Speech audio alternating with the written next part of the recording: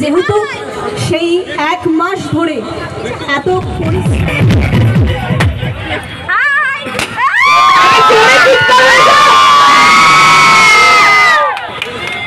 আমার তো মনে হচ্ছে যে এখনই দুর্গাপুজো শুরু হয়ে গেছে। মহিষাদল, তাই তো? একদম। আমি আজ থেকে 6-7 বছর আগে এখানে শুটিং করতে এসেছিলাম মহিষাদল রাজবাড়িতে। এই জায়গাটা আমার ভীষণ পছন্দের একটা জায়গা, অনেক দিন আমি এখানে থেকে শ্যুট করেছিলাম। আর আজকে এসেছি আমি ভিভোর সাথে, ভিভো V60 লঞ্চে।